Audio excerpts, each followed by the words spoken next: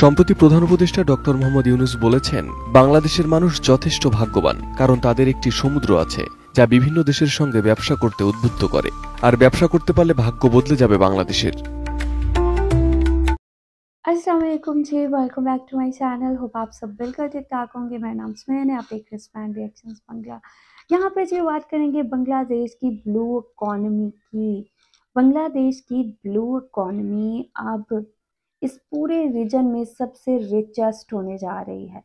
बांग्लादेश ने इस पे तेज़ी से बहुत ज़्यादा काम करना शुरू कर दिया और यहाँ पे बहुत अहम किस्म की अपडेट है, क्या प्रोग्रेस हुई है, अभी आप लोगों के साथ ये रिपोर्ट शेयर करेंगे। देन आप लोगों के साथ मैं मज़ीद अहम किस्म की चीज़ें डिटेल्स शेयर करने वाले हैं, तो वीडियो आप लोगों ने स्किप नहीं करनी, आखिर तक देखनी है। वीडियो देखने से पहले चैनल पे न्यू है तो चैनल को लास्ट में सब्सक्राइब और बेल आइकॉन को क्लिक करें। तो चलते हैं, देखते हैं वीडियो, लेट्स गो। পৃথিবীর মানচিত্রে বাংলাদেশ একটি ছোট্ট দেশ হলেও এর সম্ভাবনা বিশাল, কারণ বাংলাদেশে রয়েছে বিস্তৃত সমুদ্রসীমা যা অর্থনৈতিক সমৃদ্ধির এক বিশাল সুযোগ এনে দিতে পারে।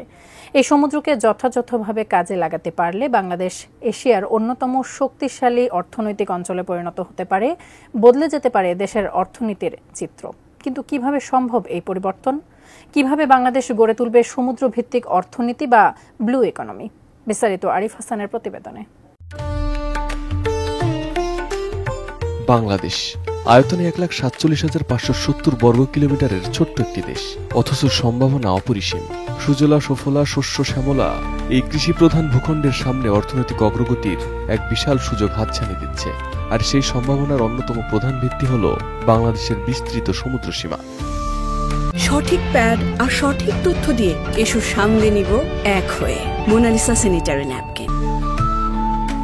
সম্প্রতি প্রধান উপদেষ্টা ডক্টর মোহাম্মদ ইউনূস বলেছেন, বাংলাদেশের মানুষ যথেষ্ট ভাগ্যবান, কারণ তাদের একটি সমুদ্র আছে যা বিভিন্ন দেশের সঙ্গে ব্যবসা করতে উদ্বুদ্ধ করে। আর ব্যবসা করতে পারলে ভাগ্য বদলে যাবে বাংলাদেশের।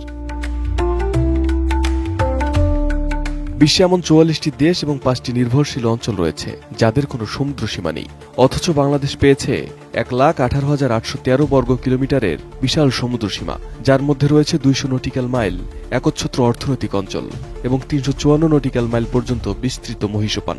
এই বিশাল জলসীমাকে যথাযথভাবে কাজে লাগানো গেলে বাংলাদেশ এশিয়ার অন্যতম শক্তিশালী অর্থনীতিতে পরিণত হতে পারে, বদলে যেতে পারে বাংলাদেশের ভবিষ্যৎ। কারণ বাংলাদেশের সমুদ্র বন্দরকে কাজে লাগালেই তৈরি হবে বাণিজ্য ও যোগাযোগ বৃদ্ধির অপার সুযোগ। চট্টগ্রাম ও মোংলা বন্দরকে অত্যাধুনিক করে তুললে বাংলাদেশ হয়ে উঠবে আন্তর্জাতিক বাণিজ্যের কেন্দ্র। তাছাড়া গভীর সমুদ্র বন্দর নির্মাণ করলে ট্রান্সশিপমেন্ট হাব হিসাবে বাংলাদেশ বৈশ্বিক বাণিজ্যে গুরুত্বপূর্ণ ভূমিকা রাখতে পারবে। এছাড়া নিজস্ব সমুদ্র সীমা ব্যবহার করে শিপিং শিল্পকে আরও সম্প্রসারিত করা যেতে পারে। আন্তর্জাতিক বাণিজ্যে কন্টেইনার জাহাজ পরিচালনার মাধ্যমে বৈদেশিক মুদ্রা অর্জনের বড় সুযোগ রয়েছে বাংলাদেশের।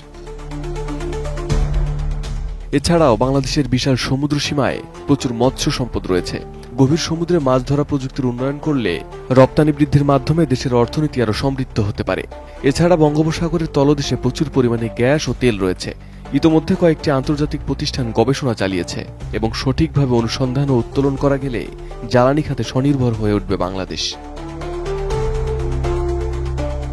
পর্যটন খাতে অন্যতম সম্ভাবনাময় একটি দেশ বাংলাদেশ। কক্সবাজার, সেন্ট মার্টিন ও অন্যান্য উপকূলীয় এলাকায় পর্যটন শিল্প আরও উন্নত করতে পারলে আন্তর্জাতিক পর্যটকদের আকৃষ্ট করার মাধ্যমে এই খাত থেকে বড় অঙ্কের বৈদেশিক মুদ্রা অর্জন সম্ভব। এক কথায় শুধুমাত্র এই সমুদ্র সীমাকে কাজে লাগিয়েই এশিয়ার অন্যতম, এমনকি বিশ্বের অন্যতম অর্থনৈতিক প্রভাবশালী দেশ হতে পারে বাংলাদেশ। প্রয়োজন শুধু সঠিক পদক্ষেপ এবং বাস্তবায়ন। Arif Hasan, ATN news. Okay जी, ये रिपोर्ट आप लोगों ने देखी है। बांग्लादेश एशिया की सबसे रिचेस्ट ब्लू इकोनॉमी बनने जा रहा है और यहाँ पे अगर हम बांग्लादेश के पानी के अंदर कितनी ज़्यादा ज़खायर हैं उनको देखें तो बांग्लादेश बहुत बहुत ज़्यादा रिच है। जैसे इन्होंने कहा कि बांग्लादेश के जो पानी है उनमें गैस, पेट्रोल के ज़खायर मौजूद हैं, गैस तेल के ज़खायर मौजूद हैं। तो यहाँ पे अगर ये चीज़ें बांग्लादेश अपनी इस्तेमाल के लिए करना स्टार्ट हो गया है तो जाहिर सी बात है बांग्लादेश को इसका बहुत बड़ा फ़ायदा होने जा रहा है। वह यहाँ पे बांग्लादेश बहुत तेज़ी से हर एक चीज़ में ब्लू इकोनॉमी के हवाले से बहुत ज़्यादा एक्टिव होके काम कर रहा है। और यहाँ पे ऑलरेडी पाकिस्तान को देखें तो पाकिस्तान बहुत बहुत ज़्यादा पीछे है। अगर इंडिया को देखें तो इंडिया की ब्लू इकोनॉमी चल रही है, लेकिन बांग्लादेश जिस तरह काम कर रहा है ना, इट्स आउटस्टैंडिंग। और आगे बांग्लादेश की इकोनॉमी 10 गुना ज़्यादा बढ़ने जा रही है। बांग्लादेश की ब्लू इकोनॉमी जितनी तेज़ी से प्रोग्रेस कर रही है, आगे इसमें बड़ा चेंज आप जो है देखेंगे।